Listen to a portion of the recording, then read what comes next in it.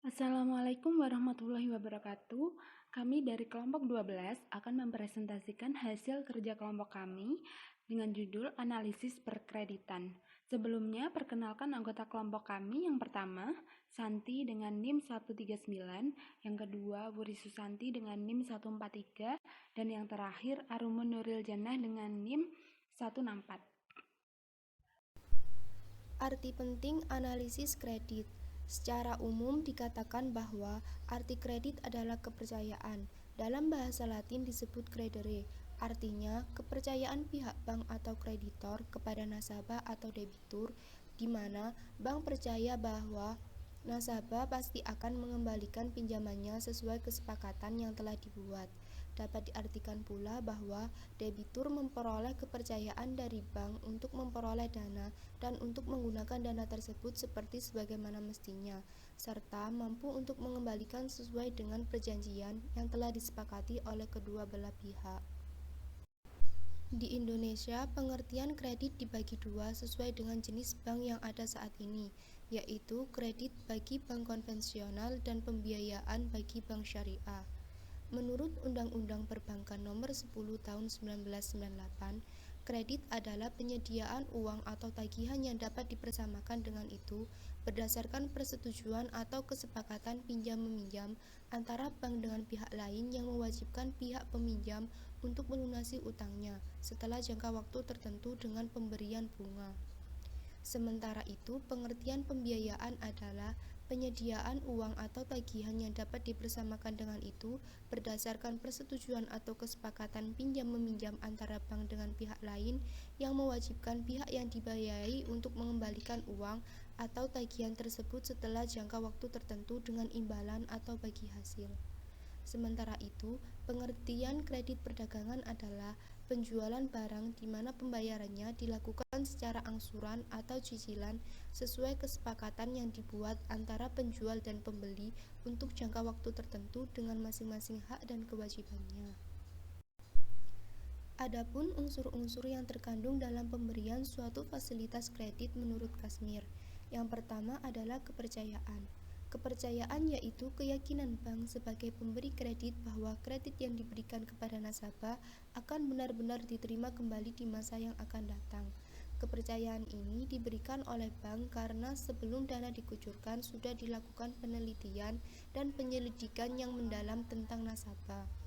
Yang kedua, kesepakatan. Kesepakatan ini terjadi antara pihak pemberi kredit dan penerima kredit yang dituangkan dan ditandatangani dalam suatu perjanjian yang berisi hak dan kewajiban masing-masing pihak. Dan selanjutnya yang ketiga adalah jangka waktu. Setiap kredit yang diberikan pasti memiliki jangka waktu tertentu. Jangka waktu ini mencakup masa pengembalian kredit yang telah disepakati. Jangka waktu tersebut dapat berupa jangka pendek, jangka menengah, ataupun jangka panjang.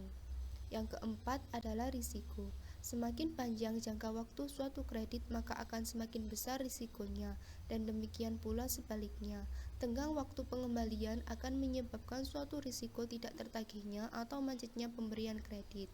Risiko ini akan menjadi tanggungan perusahaan, baik risiko yang disengaja oleh nasabah yang lalai maupun risiko yang tidak disengaja. Dan yang terakhir, yang kelima adalah balas jasa. Balas jasa merupakan keuntungan atas pemberian suatu kredit. Bagi bank konvensional, bunga dan biaya administrasi kredit merupakan keuntungan yang diterima bank sebagai balas jasa dalam memberikan fasilitas kredit. Pemberian suatu fasilitas kredit membangun kepercayaan kepada nasabah akan pengembalian dana yang telah disalurkan sesuai dengan jangka waktu yang telah ditentukan dan sadar akan risiko yang akan terjadi karena akan mempengaruhi pada keuntungan yang diperoleh bank. Jenis-jenis kredit. Yang pertama, jenis kredit dilihat dari segi penggunaan. 1. Kredit konsumtif. Kredit konsumtif merupakan kredit yang digunakan untuk peminjam sebagai konsumsi, yang artinya uang kredit akan habis digunakan untuk memenuhi kebutuhannya. Yang kedua, kredit produktif. Kredit produktif digunakan untuk meningkatkan usaha, baik usaha produksi, perdagangan maupun investasi. Dan yang ketiga, kredit perdagangan, kredit yang digunakan untuk perdagangan. Dua jenis kredit dilihat dari segi kegunaannya. 1. Kredit investasi. Kredit investasi merupakan kredit jangka panjang yang biasanya digunakan untuk keperluan perluasan usaha atau juga untuk membangun proyek atau pabrik baru untuk keperluan rehabilitasi. Contohnya, kredit investasi yaitu untuk membangun atau masa pemakaian untuk satu periode yang relatif lebih lama dan dibutuhkan modal yang relatif besar pula. Yang kedua, kredit modal kerja. Kredit modal kerja yaitu kredit yang digunakan untuk keperluan meningkatkan produksi dalam operasionalnya. Contoh kredit modal kerja yaitu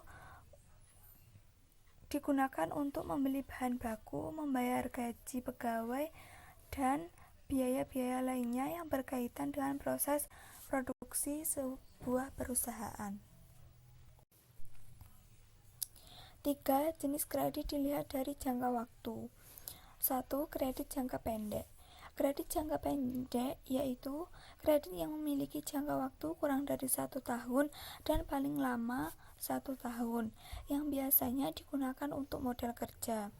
Contohnya yaitu untuk usaha peternakan, misalnya kredit peternakan ayam, atau digunakan untuk pertanian, misalnya tanaman padi atau palawija. 2. Kredit jangka menengah. Kredit jangka menengah memiliki jangka waktu berkisar 1 tahun sampai dengan 3 tahun, yang biasanya kredit ini digunakan untuk melakukan investasi. Contohnya yaitu kredit untuk pertanian seperti jeruk atau peternakan kambing. Ketiga, kredit jangka panjang. Kredit yang masa pengembaliannya di atas 3 tahun atau 5 tahun. Yang biasanya kredit ini digunakan untuk investasi jangka panjang seperti perkebunan karet, kelapa sawit atau manufaktur, dan untuk kredit konsumtif seperti perumahan.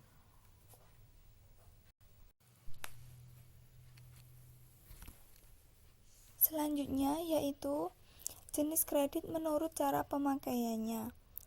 1. Kredit rekening koran bebas. Debitur menerima seluruh kreditnya dalam bentuk rekening koran, dan kepadanya diberikan blanko cek, dan rekening koran pinjamannya diisi menurut besarnya kredit yang diberikan. Maksimum kredit yang ditetapkan. Debitur atau nasabah bebas melakukan penarikan-penarikan ke dalam rekening yang bersangkutan selama kredit berjalan. Kedua, kredit rekening koran terbatas. Dalam sistem ini terdapat suatu pembatasan tertentu bagi nasabah dalam melakukan penarikan-penarikan via rekeningnya. 3. Kredit rekening koran aflopen.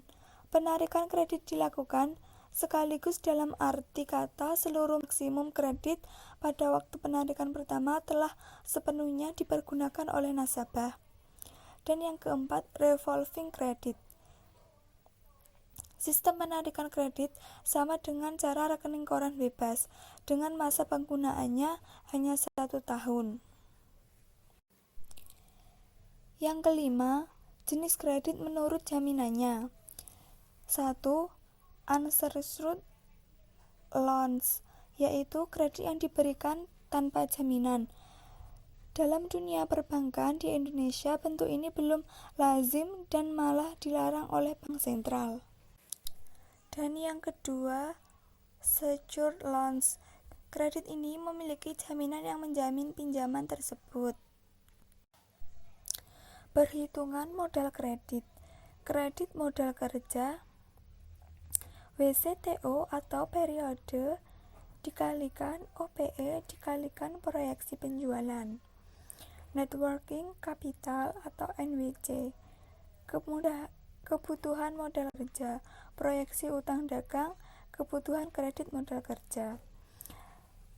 WCTO merupakan working capital turnover sama dengan ITO plus RTO.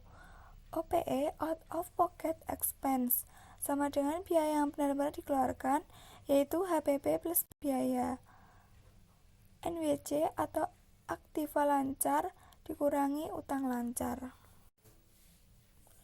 Selanjutnya, pertumbuhan penjualan umumnya diproyeksikan berapa kali naik berapa persen. Perputaran persediaan atau inventory turnover atau ITO sama dengan persediaan dagang per harga pokok penjualan dikalikan hari kerja. Perputaran piutang atau receivable turnover atau RTO sama dengan piutang dagang per penjualan dikalikan hari kerja. Perputaran utang atau debt turnover atau DTO sama dengan utang dagang atau harga pokok penjualan dikalikan hari kerja. Metode perhitungan bunga. Metode efektif yaitu menghitung bunga yang harus dibayar setiap bulan atau periode sesuai dengan saldo pokok pinjaman bulan sebelumnya. Bunga sama dengan SP kalikan I dikalikan 30/360. SP yaitu saldo pokok pinjaman bulan berikutnya. I yaitu suku bunga atau tahun. Metode anuitas yaitu menghitung jumlah angsuran pokok dan bunga yang dibayar setiap bulan atau periode besarnya sama. Bunga SP dikalikan I kali 30/360. PMT sama dengan PVA per PVIFA IN. PMT pembayaran tiap bulan per periode. PVA nilai sekarang anuitas. PVIFA present value annuity factor. I suku bunga dan N jumlah periode. Selanjutnya, metode flat, menghitung bunga dengan besaran sama setiap bulan atau periode. Bunga sama dengan P kali I kali T dibagi JB. P pokok pinjaman awal, I suku bunga, dan T merupakan jumlah tahun jangka waktu kredit, dan JB adalah jumlah bulan jangka waktu kredit. Contoh soal, Tuan Gundul mengajukan kredit dengan jangka waktu 24 bulan sebesar 24 juta dengan bunga 12% per tahun. Tuan Gundul bermaksud melakukan pembayaran pokok pinjaman sebesar 1 juta per bulan sampai lunas. Asumsikan suku bunga kredit tidak berubah selama periode kredit. Berdasarkan metode efektif, bunga efektif bulan 1 yaitu 24 juta dikalikan 12% dikali 30/360, jadi hasilnya 240.000. Angsuran pada bulan 1 yaitu angsuran pokok plus bunga pada bulan 1 yaitu 1 juta ditambah 240.000, totalnya 1.240.000. Bunga efektif bulan kedua yaitu 23 juta dikalikan 12% dikalikan 30/360, yaitu 230.000. Angsuran pokok pada bulan 2 yaitu 1.230.000. Berdasarkan metode anuitas, PMT sama dengan PFA per PFIFA, 1% 24, yaitu 24 juta per 21,2434, hasilnya 1.129.763.000. Bunga anuitas bulan 1, 24 juta dikalikan 12% kali 30/360 yaitu 240.000.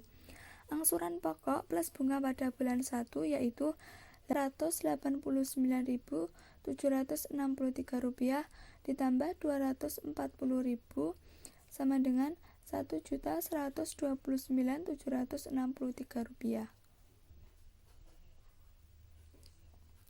Bunga anuitas bulan 2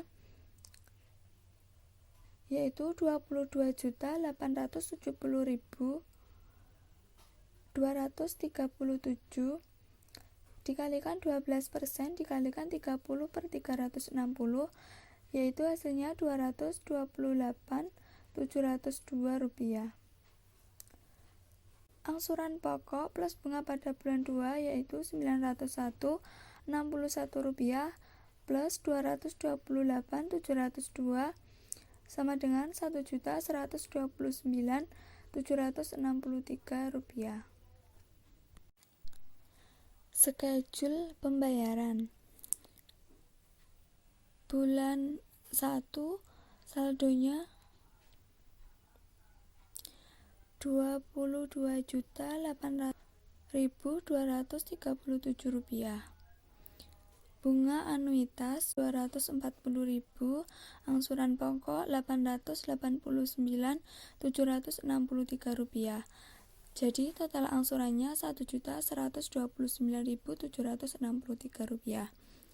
Pada bulan kedua saldonya Rp21.740.475. Bunga anuitasnya Rp228.702. Pokok angsuran Rp901.60. Total angsuran Rp1.129.763. Berdasarkan metode flat, bunga atau bulan sama dengan 24 juta dikalikan 12% kali 2 dibagi 24. Hasilnya 240.000. Angsuran pokok plus bunga pada bulan 1 yaitu 1 juta ditambah 240.000 sama dengan 1.240.000.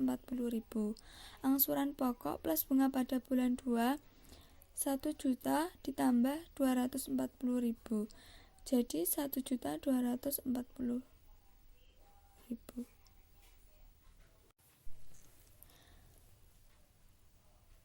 Untuk menghasilkan besarnya angsuran yang sama tiap bulan atau periode pada kredit yang identik, suku bunga flat umumnya lebih kecil dibandingkan suku bunga efektif, karena bunga dihitung dari pokok awal pinjaman.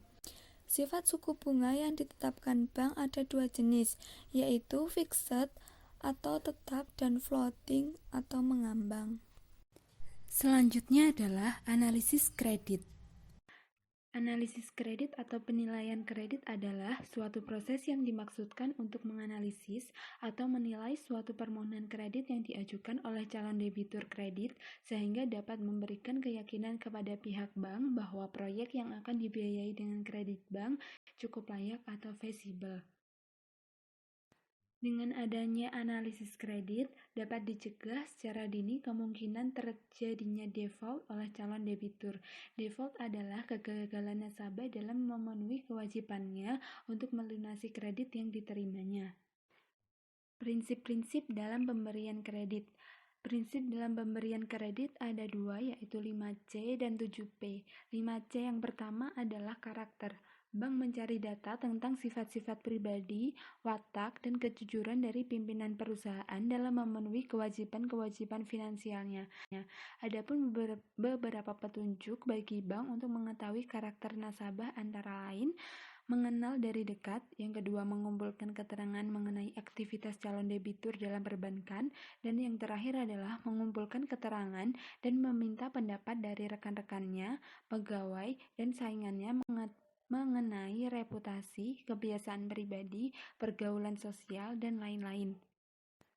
C yang kedua yaitu capacity. Ini menyangkut kemampuan pimpinan perusahaan beserta stafnya, baik kemampuan dalam manajemen maupun keahlian dalam bidang usahanya.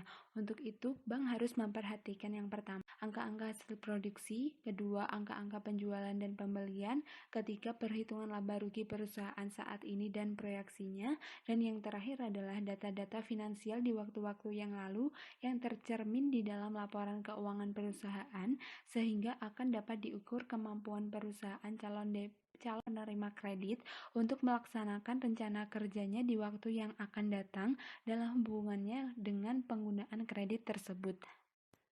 C yang ketiga yaitu capital. Ini menunjukkan posisi finansial perusahaan secara keseluruhan yang ditunjukkan oleh rasio finansialnya dan penekanan pada komposisi tangible net worth-nya. Bank harus mengetahui bagaimana perimbangan antara jumlah utang dan jumlah modal sendiri. Untuk itu, bank harus yang pertama, menganalisis neraca selama sedikitnya 2 tahun terakhir, dan yang kedua, mengadakan analisis rasio untuk mengetahui likuiditas, solvabilitas, rentabilitas dari penerima calon pinjaman. C yang keempat adalah kolateral atau jaminan. Ini menunjukkan besarnya aktiva yang akan diikatkan sebagai jaminan atas kredit yang diberikan oleh bank. Untuk itu, bank harus yang pertama meneliti mengenai kepemilikan jaminan tersebut, yang kedua mengukur stabilitas daripada nilainya, yang ketiga memperhatikan kemampuan untuk dijadikan uang dalam waktu relatif singkat tanpa terlalu mengurangi nilainya, yang terakhir adalah perhatikan pengikatan barang yang benar-benar menjamin kepentingan bank sesuai dengan ketentuan hukum yang berlaku. C yang terakhir adalah condition of economy. Bank harus melihat kondisi ekonomi secara umum serta kondisi pada sektor usaha si peminta kredit. Untuk itu, bank harus memperhatikan yang pertama, keadaan ekonomi yang akan mempengaruhi perkembangan usaha calon peminjam, yang kedua, kondisi usaha calon peminjam, perbandingannya dengan usaha sejenis lainnya di daerah dan di lokasi lingkungannya, yang ketiga, keadaan pemasaran dari hasil usaha calon minjam. Yang keempat, prospek usaha di masa yang akan datang untuk kemungkinan bantuan kredit dari bank. Dan yang terakhir adalah kebijakan pemerintah untuk mengetahui terhadap prospek industri di mana perusahaan pemohon kredit termasuk di dalamnya. Selanjutnya, prinsip 7P. Yang pertama yaitu personality, merupakan penilaian yang digunakan untuk mengetahui kepribadian si calon nasabah. Yang kedua, purpose, merupakan penilaian yang digunakan untuk mengetahui kegunaan si calon nasabah memilih mengambil kredit.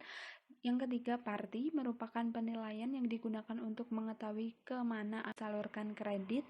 Yang keempat, payment, merupakan penilaian yang akan digunakan untuk mengetahui cara nasabah. Yang kelima, prospek, penilaian yang akan digunakan untuk menilai harapan ke depan terutama terhadap objek kredit yang dibiayai.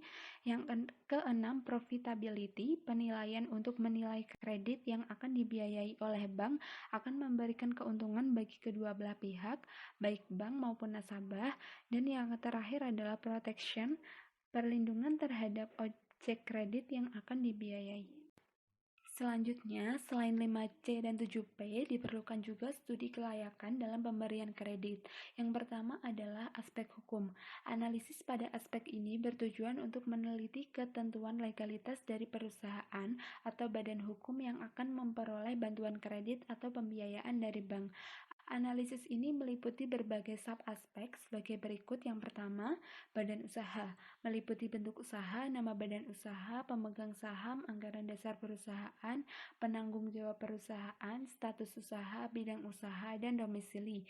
Yang kedua, izin-izin yang harus dimiliki. Meliputi persetujuan prinsip, izin penggunaan tanah, izin gangguan, izin bangunan, izin usaha perdagangan. Dan yang terakhir adalah perjanjian-perjanjian. Meliputi perjanjian dalam manajemen, perjanjian lisensi produk, perjanjian penyediaan bahan baku, perjanjian dagang barang jasa, perjanjian saham. Yang kedua adalah aspek pasar dan pemasaran.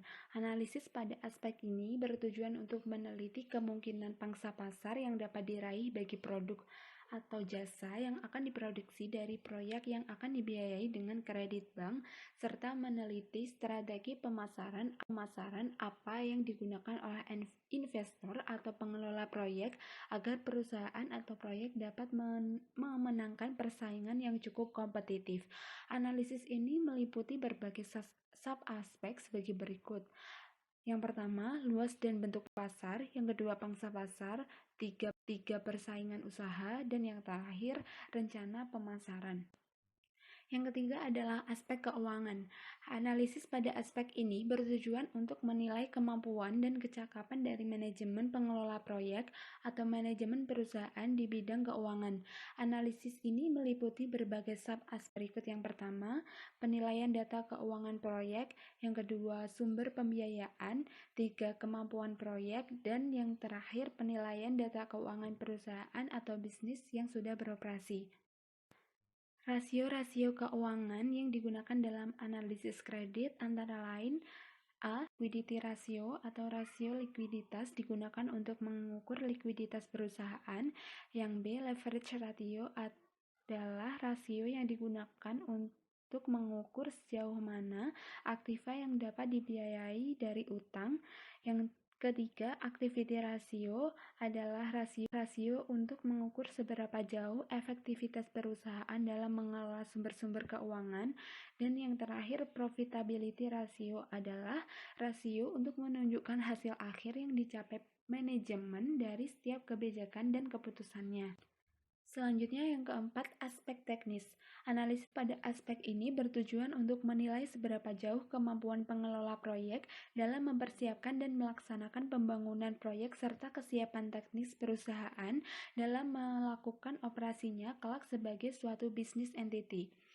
Analisis ini meliputi berbagai sub-aspek sebagai berikut. Yang pertama, lokasi pabrik atau pemilihan lokasi. Yang kedua, bangunan. 3, sistem dan alat transportasi. 4, peralatan kantor. 5, layout bangunan. 6, bahan baku dan bahan penolong. 7, persediaan. 8, proses produksi. 9, produksi percobaan. Dan yang ke-10, pembuangan sisa proses. 5. Aspek ekonomi sosial. Analisis pada aspek ini bertujuan untuk menilai sejauh mana proyek yang akan dibangun dan dibiayai dengan kredit bank memiliki value add yang tinggi dilihat dari sudut pandang sosial maupun makroekonomi. Analisis ini meliputi sub-aspek sebagai berikut. Yang pertama, kesempatan kerja. 2, penggunaan bahan baku lokal. 3, menghasilkan devisa. 4, penghematan devisa. 5, penerimaan pajak bagi negara. 6, subsidi dari negara. 7, tax holiday. 8, backward and forward integration. 9, pemerataan usaha versus konglomerasi. Dan yang ke-10, dampak lingkungan. Yang ke-6, aspek organisasi dan manajemennya. Analisis aspek ini bertujuan untuk menilai kemampuan dan kecakapan dari manajemen pengelola proyek atau manajemen perusahaan dalam menjalankan bisnisnya. Analisis ini meliputi berbagai sub-aspek sebagai berikut. Yang pertama, struktur organisasi. 2, uraian tugas. 3, sistem prosedur. Yang keempat, kebutuhan tenaga kerja. Dan yang terakhir adalah evaluasi pribadi. Selanjutnya adalah kebijakan kredit perdagangan. Kredit perdagangan sendiri merupakan kredit yang digunakan untuk kegiatan perdagangan dan biasanya untuk membeli barang dagangan yang pembayarannya diharapkan dari hasil penjualan barang dagangan tersebut. Menurut Mulyono, terdapat 3 asas dalam kebijaksanaan perkreditan. Yang pertama adalah asas likuiditas, merupakan suatu asas yang mengharuskan bank untuk tetap dapat menjaga tingkat likuiditasnya karena suatu bank yang tidak likuid akibatnya akan sangat parah, yaitu hilangnya kepercayaan dari nasabahnya atau dari masyarakat luas. Yang B adalah asas solvabilitas, merupakan usaha pokok perbankan, yaitu menerima simpanan dari masyarakat dan disalurkan dalam bentuk kredit. Yang C, asas rentabilitas. Sebagaimana halnya pada setiap kegiatan usaha, akan selalu mengharapkan akan memperoleh laba, baik untuk mempertahankan eksistensinya maupun untuk keperluan untuk mengembangkan dirinya. Selanjutnya adalah jaminan dan kelayakan kredit. Menurut Sutojo, bank akan meluluskan permintaan kredit yang diajukan oleh calon debitur tergantung dari hasil pertimbangan berikut ini. Yang pertama, faktor intern bank. Sebelum mengambil keputusan untuk meluluskan permintaan kredit, terutama dalam jumlah besar, terlebih dahulu bank akan memeriksa kondisi intern operasi dan keuangan dewasa ini 2-3 tahun terakhir, serta prospek masa depan. Yang kedua adalah kredibilitas. Bank akan lebih bersemangat dalam bekerja sama dengan investor apabila mitra usaha mereka dapat menunjukkan kemampuan mengelola proyek yang akan dibangun dengan bank. Yang ketiga adalah prospek masa depan proyek. Masa depan sebuah proyek dapat diharapkan akan cerah bila proyek tersebut dapat memenuhi kriteria berikut ini. A. Dikelola oleh manajemen yang profesional. B. Didukung oleh sumber daya manusia yang dapat menjalankan operasi proyek dengan baik. C. Dapat memproduksi barang atau jasa yang kompetitif. Yang keempat adalah dapat memasarkan hasil produksi tersebut secara menguntungkan. Dan yang terakhir, dapat menghasilkan keuntungan yang layak. Selanjutnya adalah sistem informasi prosedur memperoleh kredit.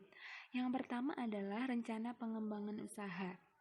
Selanjutnya, pengusaha mengisi formulir dalam aplikasi kredit. Selanjutnya, melengkapi persyaratan antara lain data historis perusahaan, data proyeksi, data jaminan.